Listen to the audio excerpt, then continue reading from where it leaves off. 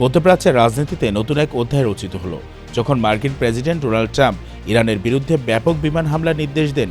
The Washington পোস্টের এক প্রতিবেদনে দাবি করা হয়েছে, এই সিদ্ধান্তের পেছনে গুরুত্বপূর্ণ ভূমিকা রেখেছেন সৌদির যুবরাজ মোহাম্মদ বিন সালমান। প্রতিবেদন অনুযায়ী যুবরাজ ব্যক্তিগতভাবে একাধিকবার ট্রাম্পের সঙ্গে যোগাযোগ করেন এবং ইরানের বিরুদ্ধে সামরিক পদক্ষেপ নিতে জোর দেন।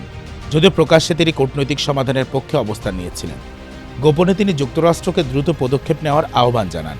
একই সময়ে ইসরায়েলের প্রধানমন্ত্রী বেনিয়ামিন নেতানিয়াহু দীর্ঘদিন ধরে ইরানকে তার দেশের অস্তিত্বের জন্য বড় হুমকি হিসেবে তুলে ধরে আসছিলেন।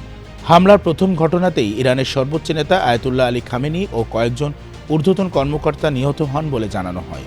এ ঘটনা শুধু ইরানের অভ্যন্তরীণ রাজনীতিতেই নয়, গোটা অঞ্চলে অনিশ্চয়তা তৈরি করেছে। বিশ্লেষকদের মতে মার্কিন গোয়েন্দা সংস্থার মূল্যায়ন ছিল, ইরান অন্তত এক দশক যুক্তরাষ্ট্রের মূল ভূখণ্ডের জন্য তাৎক্ষণিক হুমকি নয়। তবু হামলা চালানোয় প্রশ্ন উঠেছে, এটি কি কৌশলগত সিদ্ধান্ত নাকি আঞ্চলিক মিত্রদের চাপে নেওয়া পদক্ষেপ? এই অভিযানের মাধ্যমে ওয়াশিংটনের দীর্ঘদিনের সীমিত হস্তক্ষেপ নীতিতে বড় পরিবর্তন দেখা গেল।